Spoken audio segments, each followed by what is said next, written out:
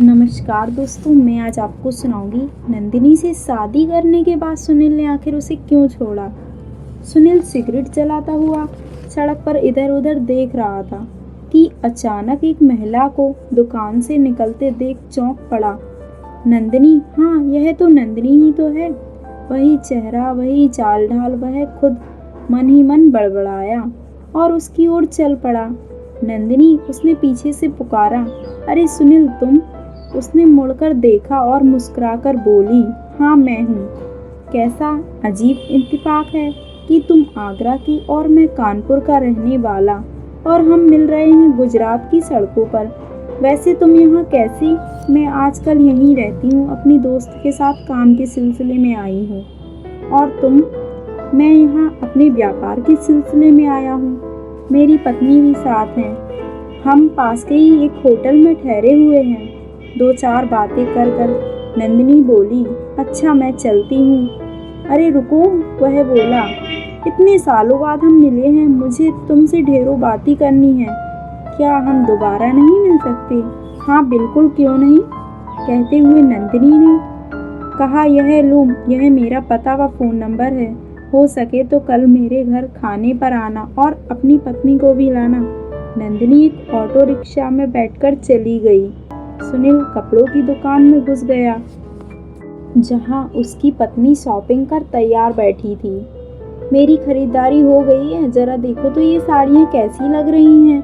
पता नहीं मुझ पर ये रंग खिलेगा या नहीं, सुनैना बोली। एक नज़र देखो। उसने उसको देखकर मन में तो यह हुआ कि कह दूं कि तुम्हारे मोटे शरीर पर कोई कपड़ा खिलने वाला नहीं है, पर वह चुप रह गया। सुनैना को कपड़े व गहने पहनने का बहुत शौक है। वह सजने संवरने के लिए बहुत पैसा खर्च करती, घंटों अपने आप को शीशे में देखकर तैयार करती। वह बालों पर कलर करवाती तो कहीं पार्लर जाकर मसाज करवाती। ऐसे नए नए तरीके से अपने आप को सुंदर बनाए रखना चाहती। और वही सुनील अपने बुढ़ापे की राह देखने लगा। वह मन में किसी चीज़ की चाह नहीं, बस पैसा कमाने में लगा रहता था। वह कभी कभी सोचता कि वह इतनी मेहनत क्यों करता। उसके बाद हमारी कोई संतान तो है नहीं जो इन पैसों से ऐशो आराम से ज़िंदगी निकालने के लिए मैं इतनी मेहनत करता हूँ। और इसी दुख में पिताजी भी चल बसे। संतान की बहुत इच्छा से उसे नंदिनी को तलाक देकर सुनैना से शादी करने को कहा था, पर ये इच्छा भी पूरी ना हो पाई थी। होटल पहुंचकर सुनील एक साइड बैठ जाता और सुनील ने ड्रिंक मंगवाई और पीने लगा। फिर वह बैठकर सोचने लगा कि पहले हमारी ज़िंदगी कितनी अच्छी थी। उसकी नंदिनी से एक दिन मुलाकात हुई, फिर प्यार हो गया। एक रोज़ नंदिनी उसके पास घबराई हुई आई और बोली, सुनील ऐसा कब तक चलेगा? क्या मतलब, हम चोरी छिपे कब तक मिलते रहेंगे? क्यों, क्या दिक्कत है? तुम किराए के मकान में रहती हो, मैं अपने परिवार के साथ, कोई परेशानी नहीं। अरे तुम समझते नहीं, हम शादी कब कर रहे हैं? इतनी भी जल्दी क्या है शादी की? पहले हमारी पढ़ाई तो पूरी हो जाए, उसके बाद मैं अपने पिता के काम में हाथ बटाऊंगा, फिर जाकर शादी करूंगा। इसमें तो बहुत टाइम लग जाएगा। तो लगने दो ना, हम कौन से बूढ़े हुए जा रहे हैं? हमारे प्यार को शादी का रिश्ता बताना ज़रूरी है क्या? ये फालतू की बातें मत करो। सुनील ने उससे अपने गले से लगाते हुए बोला, मैं तुम्हारा ही तो हूँ, तन मन से तुम्हारा ही हो चुका हूँ। अब अग्नि के सामने सिर्फ फेरे लेने में ही क्या रखा है? नंदिनी उदास होकर बोली, मैं प्रेग्नेंट हूँ क्या? सुनील चौंक गया, मगर हमने तो पूरी सावधानी बरती थी। खैर कोई बात नहीं, इसका इलाज है मेरे पास, ऑपरेशन। नंदिनी चौंक कर बोली, नहीं सुनील, मुझे ऑपरेशन से बहुत डर लगता है। पागल ना बनूं, इसमें डरने वाली क्या बात है? मेरा एक दोस्त मेडिकल कॉलेज में पढ़ता है, वह रोज़ ऐसे केस करता रहता है। कल उसके पास चलेंगे, शाम तक मामला निपट जाएगा, किसी को पता भी नहीं चलेगा। लेकिन अब शादी तो हमें करनी ही है, तो यह सब करने ज़रूरत क्या है? शादी करनी, ये बात तो ठीक है, लेकिन अभी शादी के रिश्ते में बनना बहुत बड़ी गलती है। और थोड़ा सोचो, अभी तक तो मेरे माँ बाप को रिश्ते के बारे में कुछ मालूम भी नहीं। जब उन्हें पता चलेगा तो उन्हें बुरी तरह सदमा पहुंचेगा। नहीं नंदिनी, मुझे उन्हें धीरे धीरे सारी बात बताना होगा, उन्हें शादी के लिए राजी करना होगा, क्योंकि मेरे माता पिता ने अपना बड़ा बेटा खो दिया, जो कि मेरा बड़ा भाई, पर वो इस दुनिया में ना रहा, इसलिए मैं उनकी इकलौती संतान हूँ। मैं उनकी भावनाओं को ठेस नहीं पहुँचाना चाहता। नंदिनी गुस्से में बोली, प्यार का खेल खेलने से पहले यह सब सोचना था ना। नंदिनी नाराज ना हो, वादा करता हूँ कि पढ़ाई पूरी होते ही मैं बहुत धूमधाम से तुम्हारे घर बारात लेकर आऊँगा और फिर शादी कर लेंगे। लेकिन शादी के 8-9 साल बाद भी बच्चे ना हुए तो सुनील व नंदिनी ने हर एक डॉक्टर को, हर जगह बड़े से बड़े डॉक्टर को दिखाया। हर एक डॉक्टर ने यही बोला कि नंदिनी कि ऑपरेशन के समय नए सीखने वाले डॉक्टर की गलती से वह अब कभी भविष्य में मां नहीं बन सकती। वह यह बात सुनकर नंदिनी बहुत दुखी हुई थी। कई दिनों तक रोते रोते निकाले, ना खाना खाती, ना किसी से बातचीत करती। फिर थोड़े समय बाद वह ठीक हुई तो उसने सुनील को एक बच्चा गोद लेने से मना लिया। अनाथ आश्रम में उसने नन्हे बेद को देखते ही बहुत खुश हो गई थी। देखो तो सुनील, कितना प्यारा बच्चा है ये, कैसा हमें देख रहा है। मुझे लगता है ये हमारे लिए ही जन्मा है। बस मैंने तो यह तय कर लिया है, मुझे यही बच्चा चाहिए। जरा रुको तो नंदिनी, इतनी जल्दबाजी ठीक नहीं। एक बार माता पिताजी से पूछ लेना बहुत जरूरी है। क्यों? उनसे क्यों पूछे? यह हमारा दोनों के बीच का मामला है। इस बच्चे को हमें ही तो पालन पोषण करना है, फिर भी यह उनके परिवार का अंग होगा, उन्हीं का वंशज कहलाएगा। यह सुनकर नंदिनी बुरा सा मुंह बनाकर बोली, वह सब मैं नहीं जानती, तुम्हारे माता पिता तुम ही पूछ लेना। यह अच्छी रही, हर बात में अपने माता पिता को बीच में लाते हो। क्या तुम अपनी मर्जी से एक कदम नहीं उठा सकते? सुनील के माँ बाप ने अनाथ आश्रम से बच्चा गोद लेने को मना कर दिया। इधर नंदिनी भी अपनी बात पर अड़ गई कि वह वैद को गोद लेगी। सुनैना ने आवाज सुनील को दी, खाना खाने नीचे डाइनिंग रूम में चलोगे या फिर कुछ मंगवा लें? यह सुनकर सुनील की नींद टूटी। एक ही झटके में वह अपने आज में लौट आया और बोला, चलो वहीं पर खा लेंगे। खाना खाते वक्त सुनील ने पूछा, कल शाम को तुम्हारा क्या मन है? मैं यह सोच रही थी कि कुछ सामान ही खरीद लूं, और मेरी एक सहेली मुझे ले जाने वाली है ही। ठीक है, मैं शायद कल व्यस्त रहूँगा। सुनील ने नंदिनी को फ़ोन कर किया। नंदिनी, हमारा कल का मिलना पक्का है ना? हाँ बिल्कुल। फ़ोन रख कर नंदिनी सोचने लगी कि सुनील अब क्यों उससे मिलना आ रहा है। उसे अब मुझसे क्या लेना देना? तलाक होने के बाद दोनों का रिश्ता टूट गया था, अब वे एक दूसरे के लिए अजनबी थे। नंदिनी फिर इतना क्यों सोच रही थी? सुनील से तलाक लेकर वह एक पल भी चैन से ना रह पाई। पुरानी यादें उसके मन को कमज़ोर कर देती। पुराना बीता वक्त हुआ उसे बहुत ठेस पहुंचाता। बहुत परेशानियों के बाद उसने अपने आप को, अपनी बिखरी जिंदगी को संभाला। वह दिन याद आया जब उसने नन्हे वेद को लेकर घर में झगड़ा होने लगा। उसने सुनील से कहा था कि वह अपने काम से जरा जल्दी आ जाए ताकि वे दोनों अनाथ आश्रम जाकर बच्चों को मिठाइयाँ बांट सके। आश्रम वालों ने बताया था कि आज वेद का जन्मदिन है। यह सुनकर सुनील गुस्से में बोला, हमें क्या करना पराये से बच्चे से? अरे वाह, पराया क्यों, हम जल्दी वेद को गोद लेने वाले हैं जो हैं। इतनी जल्दबाजी ठीक नहीं। जल्दीबाजी कहाँ? मेरा बस चले तो मैं आज ही ले आऊं घर। पता नहीं इस बच्चे में मुझे इतना प्यार क्यों हो गया। हमारा जरूर पिछले जन्म का रिश्ता रहा होगा। कहती हुई नंदिनी की आंखों में आंसू आ गए। यह देखकर सुनील बोला, ठीक है, मैं शाम को जरा जल्दी लौटूंगा, फिर चलेंगे। सुनील को दरवाजे तक छोड़कर नंदिनी घर में आई। सास ने पूछा, कहाँ जाने की बात हो रही थी बहू? अनाथ आश्रम। यह सुनकर तो सास बहुत गुस्से में आ गई। वह बोली, पता नहीं तुम बैठे बिठाए कितना दिमाग चलाती रहती हो। कितनी बार समझाया है, दूसरों के गोद लिए बच्चे कभी अपने हुए हैं? खून के रिश्ते की तो बात ही और है। फिर वह गुस्से में बड़बड़ाती हुई पति के पास जाकर बोली, अजी सुनती हूँ क्या हुआ? क्या आज बहू बेटे अनाथ आश्रम जा रहे हैं? वो क्यों? अरे उस बच्चे को गोद लेने की सोच रहे हैं। और क्या, मियाँ बीवी की मिली भगत है। हम इतने डॉक्टरों को पैसा फूंक चुके हैं, जगह जगह मन्नत मांग चुके हैं, अब चले आश्रम। ना जाने किसकी संतान उठा लाएंगे।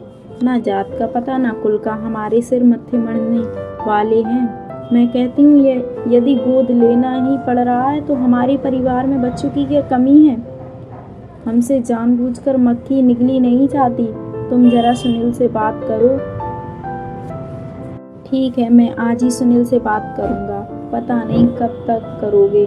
जब सिर से पानी ऊपर हो जाएगा तब जाने यह बहू हमसे किस जन्म का बदला ले रही है। पहले मेरे भोले वाले बेटे पर डोरे डाले, अब बच्चा गोद लेने की बात पर अड़ गई है। सुनील अपने कमरे में आकर बिस्तर पर लेट गया। तभी नंदिनी उसके पास आई और बोली, क्या बात है? बहुत थके थके लग रहे हो। आज माँ और पिताजी के साथ बहुत बहस हुई। वेद को गोद लेने को बिल्कुल नहीं मान रहे हैं। तो फिर तुम ही बताओ मैं क्या करूं? एक जरा सी बात का इतना बढ़ा दिया जा रहा है। क्या जिसकी संतान नहीं होती वो माता पिता बच्चा गोद नहीं लेते? हम कौन सी अनहोनी करने जा रहे हैं? मैंने उनसे कह कर हार गया। वे बिल्कुल बात मानने को तैयार नहीं है। मैं ना घर का रहा ना घाट का, ऐसा हाल हो गया है मेरा तो इधर तुम्हारी जिद, उधर उनकी। तो अब उन्होंने एक बात रखी। वह क्या? तुम माँ तो बन नहीं सकती। मैं तुम्हें तलाक देकर दूसरी शादी कर लूँ। नंदिनी बुरी तरह चौंक गई। तुम मुझे तलाक दोगे? तुम मुझे छोड़ दोगे? और पूरी बात तो सुन लो, दूसरी शादी सिर्फ एक बच्चे के लिए की जाएगी। जैसे ही बच्चा हुआ उसे तलाक देकर मैं तुमसे दोबारा शादी कर लूँगा। अरे वाह नंदिनी, क्या कहना है तुम लोगों की अकल का। मेरे साथ नाइंसाफ़ी तो कर ही रहे हो। और उस दूसरी स्त्री जिसका कोई अपराध नहीं, उसको क्यों धोखा देना चाहते हो? बिना प्यार उससे शारीरिक संबंध स्थापित करोगे और अपना काम निकाल कर उसे छोड़ दोगे। और कोई रास्ता भी तो नहीं है। क्यों नहीं? कह दो ना अपने माता पिताजी से यह सब। नहीं हो सकता। क्या तुम यह कहते नहीं बन रहा कि मैंने शादी के पहले गर्भ धारण किया था? यदि तुमने ऑपरेशन ना कराया होता। कहते कहते नंदिनी की आंख भर आई थी। नंदिनी, तुम बेकार में उदास हो रही हो। पुरानी बातों को छोड़ो। मुझे तुम्हारी दर्द का एहसास है। तुम दूसरी तरफ मेरे बूढ़े माता पिता और उनका मेरे प्रति कर्तव्य, वे मुझसे एक ही तो चीज़ मांग रहे थे, इस घर को एक वारिस, इसका वंशज। नंदिनी गुस्से में बोली, तो कर लो दूसरी शादी, दूसरी पत्नी ले आओ। इतना बता देती हूँ कि मैं इस घर में एक पल भी नहीं रुकूंगी। मैं तुम्हें अपनी आंखों के सामने किसी और स्त्री के साथ नहीं देख सकती। सुनील, मैं तुम्हें किसी के साथ बांटने के लिए बिल्कुल तैयार नहीं हूँ। नंदिनी, जरा शांति से सोचो। यह शादी सिर्फ एक समझौता होगा। यह सब बिना विवाह किए भी हो सकता है। नहीं, मैं तुम्हारी एक नहीं सुनूंगी। हर बात में तुम्हारी नहीं चलेगी। आज तक मैं तुम्हारी हर बात को मानती आई। तुमने ही ऑपरेशन को कहा सो मैं मान गई। तुमने यह बात अपने माता पिता से छुपाई तो मैं राजी हुई। तुम क्या जानो कि तुम्हारे वजह से मुझे कितने ताने सहन करने पड़े। और बांझ कहा जाता है। तुम्हारी माँ ने तो एक दिन यह तक कह दिया था कि सवेरे सवेरे बांझ का मुंह देखो तो पूरा दिन बुरा जाता है।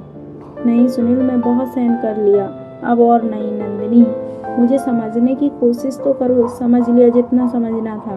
तुम लोगों के बीच में मुझे बलि का बकरा बनाया जा रहा है। जैसे किसी वस्तु की ज़रूरत होती है तभी तक उसको संभाल कर रखा जाता है। जैसी ही ज़रूरत उसकी ख़त्म हुई उसे उठाकर फेंक दिया जाता है। उसी तरह मुझे बांझ करार देकर उसी सामान की तरह मुझे निकालकर फेंका जा रहा है। लेकिन मुझे भी तुमसे एक सवाल करना है। क्या? अगर तुम में भी कोई कमी होती तो मैं भी यही कदम उठाती। नंदिनी, ये कैसा फालतू का सवाल है? देखो कैसे गुस्से में आ गए। मेरी बात कितनी कड़वी लगी। सुनील मुंह फेर कर बेड पर लेट गया। उस रात दोनों के दिल में जो दरार पड़ी वह दिनों दिन बढ़ती गई। सुनील फिर नंदिनी के घर पहुंचा। घंटी बजाई तो एक युवक ने दरवाजा खोला। सुनील ने पूछा, नंदिनी जी हैं? हाँ, आप आइए, बैठिए, मैं उन्हें बुलाता हूँ। नंदिनी ने कमरे में आया। उसके हाथ में प्लेट थी। आओ सुनील, मैं तुम्हारे लिए चाय बना रही थी। तुम्हें चाय बहुत पसंद है? और सुनाओ, क्या हाल है? तुम्हारी माँ और पिताजी कैसे हैं? उन्हें तो गुजरे हुए 2 साल हो गए। अरे, नंदिनी दुख से कहा, मुझे पता ना चला। हाँ, तलाक के बाद तुमने तो बिल्कुल से रिश्ता तोड़ लिया। छोड़ो, तुम तो जानती ही हो, मैंने सुनैना से शादी कर ली। और यह हमारी किस्मत तो देखो, आज भी हम बिना संतान के हैं। ओह, नंदिनी के मुंह से निकला। पिताजी को तो इस बात से बहुत सदमा पहुंचा कि उन्होंने बिस्तर पकड़ लिया। उनके निधन के बाद माँ भी चल बसी। लगता है तुम्हारी बद्दुआ लग गई है। ऐसा ना कहो सुनील, जो होना होता है वह होकर ही रहता है। और शादी आजकल जन्म भर का बंधन कहाँ रहा। जब तक निभाती है तो निभाते हैं, बाद में अलग हो जाते हैं। लेकिन हम दोनों एक दूसरे के कितने करीब थे। हमने कभी सपने में भी ना सोचा था कि हम एक दूसरे के लिए अजनबी हो जाएंगे।